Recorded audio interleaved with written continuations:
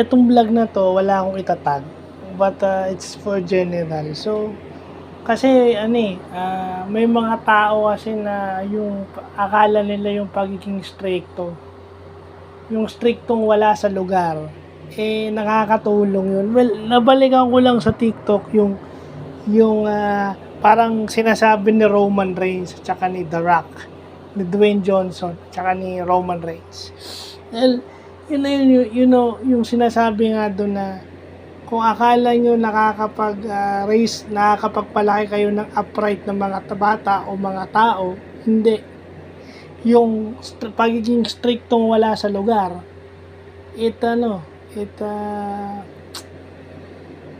nagke-create yun ng mga broken people, no? Na masyado silang takot sa iyo, natatakot silang magkamali kasi nga yung sa strictness na binibigay mo, di ba?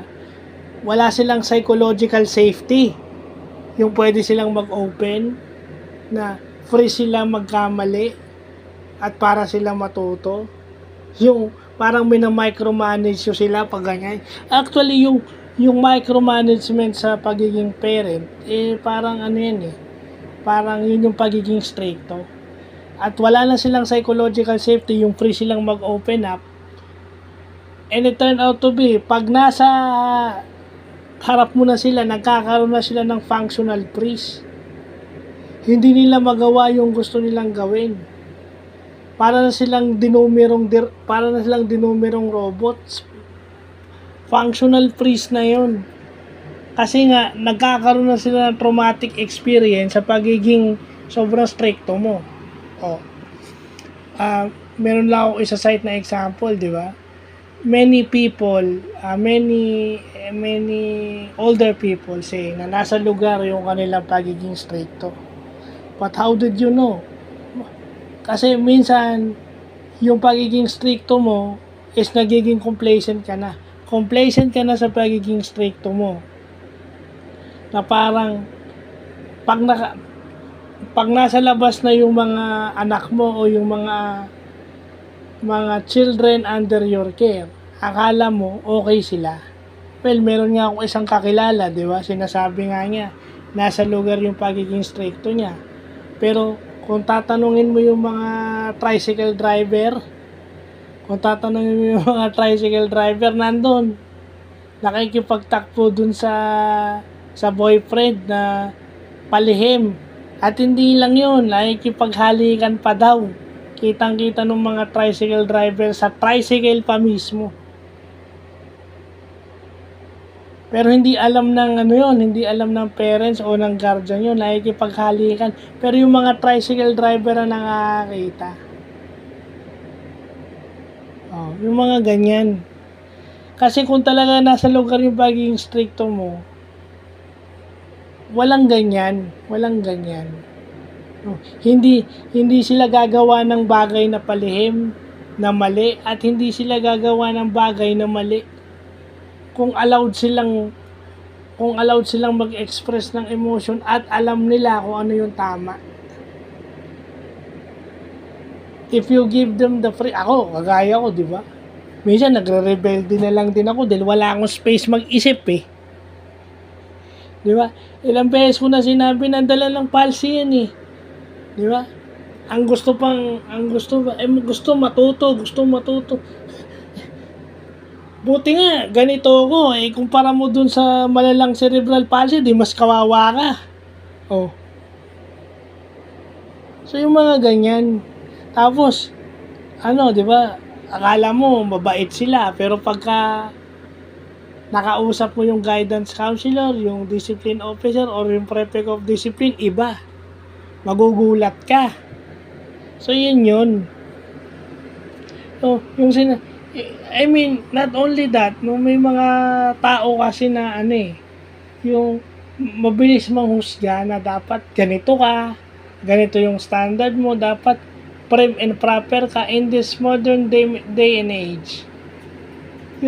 People can relate to your flaws. Okay? People can understand you and relate to you dahil sa mga hindi mo magagandang ugali. Kasi Doon nila nakikita kung ano ang dapat nilang baguhin. Hindi na uso yung prim and proper. Kasi pag prim and proper ka parate, ano nang babaguhin sa'yo? And then yung mga prim and proper na yun, they realize na marami pa silang dapat matutunan. Diba? Hindi naman kagaya ni Fiak, diba? Marami nakaka-misunderstood sa kanya at marami pa rin nag-judge sa kanya, marami pa rin nagbabash sa kanya. Sino lang example ko. Ganon siya magsalita, pero kita mo naman yung na-achieve niya aside from being a big winner. Kumikita na siya ng pera, pinapaaral niya yung sarili niya. Nagtrabaho siya.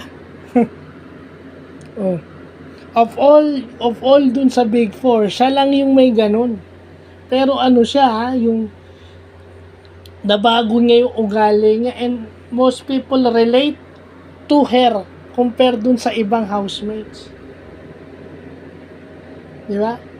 Kasi masyado tayong nakaano ngayon sa conventional na dapat matalino ka, mabait ka. So people can relate to you, no? People can relate to you by your flaws and how to change it. Yun. Hindi yung banat ka ng banat, di ba? Kasi marami ka pang hindi alam. Lagi kang may empty cup na kailangan punuin mo habang nabubuhay ka. So dapat yung strictness mo, yung pagiging stricto mo nasa lugar, dapat walang ililihim sa'yo at alam na nila kung anong tama at mali. Diba?